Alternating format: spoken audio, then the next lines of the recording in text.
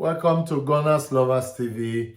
Today, Everton is playing at home against Tottenham. It's a very, very tough match. Like, share, and subscribe. Do not walk up past. This is Gunners Lovers TV. Against Everton, who is struggling at the bottom after all the deductions from their points. Richarlison is coming back to play against his old team. And he scored the first goal. A very decent cross from, yes, a delicious pass from Udogie. I don't know why people always pronounce his name Udogie. His name is Udogie. Udogie. Yes, that's how it's pronounced. He got straight, the ball went straight to Richarlison, who was standing outside the 18-yard box there. And one beautiful thing he did was he didn't take any touch.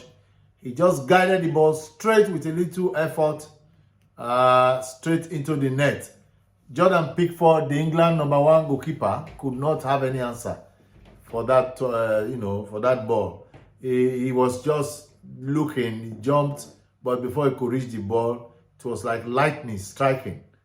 The ball was already in the net. But Richarlison, having respect for his former club, did not celebrate. He did like this to, apologize to the fans, to say, look, Everton fans, yes, I have a new employer now. I'm here to do the job for my new employer. I can't help it. I just have to score.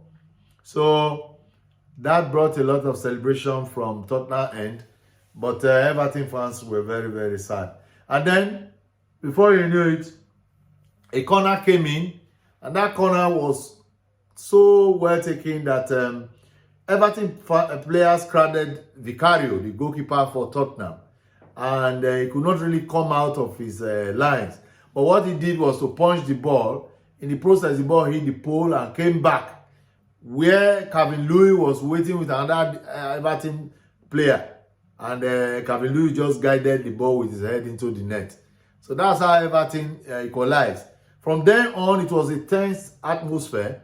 They were going in for the ball, duel up in the air together, and man marking was very strong. The game became very physical, fouls everywhere, crosses, slick movement, end-to-end football. And in doing that, another ball came to Richarlison, who was not marked again at the 18-yard box. What he did this time was to use his right foot to guide the ball towards the left far corner of the goalpost, where Jordan Pickford was supposed to have guided to stop the ball. But the ball went into the net because of the way he guided the ball straight into the net. Again, he did not celebrate for, as a mark of respect for Everton fans. He used his jersey to cover his face. I'm sure he feels the pain of the Everton fans. He knows how passionate they are when it comes to their football. So that is the aspect that was very emotional in the game. Outside that, I discovered that Everton didn't have a bite at the middle, even though Calvin Lewin was there. They were always taking the ball to the wings to get Calvin Lewin to do the heading, or somebody in the middle to get a touch. Udogie tried very well for Tottenham, and he tried his best. There were a lot of movements in the midfield. Maddison controlled the midfield very well. Tottenham fans would have missed him, even Tottenham as a football team. So he's coming back. He dictated pace of the game from the midfield. But Timo Werner, former player from Chelsea, seems to still carry his bad luck or ill luck everywhere he's going. He plays very well for Germany, but he's yet to score a goal for joining Tottenham since he joined Tottenham. So that's the area that was lacking. He made a lot of runs. He was more or less an expert in offside. He's come again. His movements, his clearance, I mean, his cross was very poor. But he had a quiet game. But I can't say he did very well. Absolute fireworks between Everton and Tottenham. At the end of the day, it was Tottenham 2, Everton 2. Braithwaite of Everton lashed on the header of the defender of Tottenham when the cross came in, and then just put it into the net beyond Vicario. And it was a long check of VAR, and they discovered that the goal was going to stand. I must say that Mark Oliver had a very poor officiating.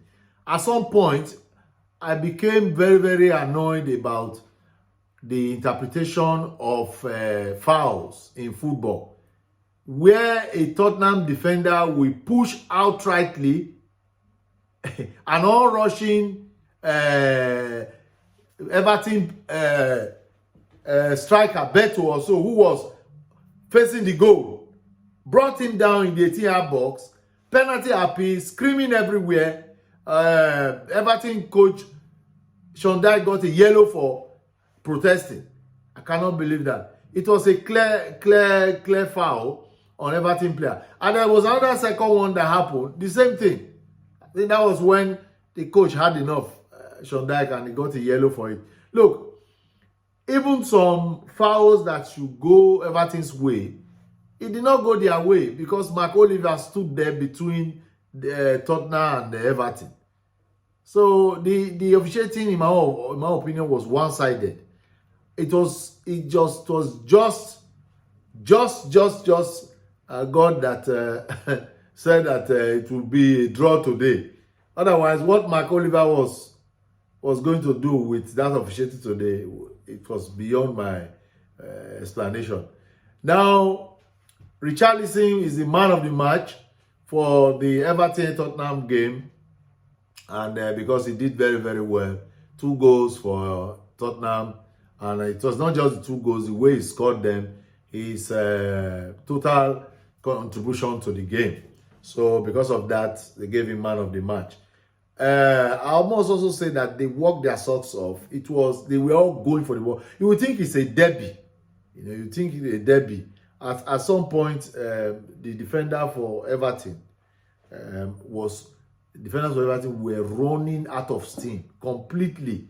They had to make a change, and brought in Coleman, who is almost 30-something, 34, 35, to captain the team, to see how he can show up the defense. Everybody at the back was completely exhausted. The same thing for Tottenham, because physically they were challenging each other, they were kicking each other, they were pushing each other, shoving each other, going for shots, attack, jumping headers, head injuries everywhere, from Richarlison to another person. So it was man marking was, in fact, they were not short of man marking. They put in every effort, both teams, to see how they can counter and stop each other. At some point, I saw that Godfrey was very, very tired, the defender for Everton. He was staggering even when he got to the 18-yard, close to the 18-yard area of Tottenham. I was wondering, I was saying, is this guy all right? Physically, they should remove him, because physically he looked dazed, as if he was dizzy. So it was a very strong, highly contested match that was almost ruined by the officiating of Mark Oliver. I think the Premier League need to sit down and look at the performances of these referees. I think Mark Oliver almost made a mess of the game. So the match ended 2-2. Tottenham, instead of climbing up with 3 points, because Aston Villa is here to play, they didn't take advantage of Aston Villa's loss to move up. So it's between them and Aston Villa now. If Aston Villa win their match, then Tottenham may have to drop to maybe like 5th. I don't know, yeah. And then, of course, Arsenal is playing tomorrow. Yeah, Arsenal is playing tomorrow. And it's going to be a very, very tough match. We hope that the table will change in our favor. like I said, so we hope the table will change in our favor. I hope to will not shoot up to 60-something shots before our goals come in against Liverpool. So today's match, I must say that Everton gained a point, and it will look like a loss to Tottenham. I don't know what expression and others will be thinking in this match. Jimmy O'Hara and all that from TalkSport. Jimmy O'Hara. So I feel Tottenham lost 3 points. They did not gain. They lost. Even though the scores was 2-2. Like, share, and subscribe. Do not walk up past. This is Gunners Lovers TV. I'm your host, Augustine. Jesus Christ loves you. We love you here on this channel. We thank all those who are subscribed to this channel, to the Gunners Lovers TV channel. And we are hoping that you help us share this video to your friends. Share it to Everton friends. Share it to everyone that is a rival to Tottenham. And today, Arsenal fans will be very happy that Tottenham dropped 2 points. See you in our next video.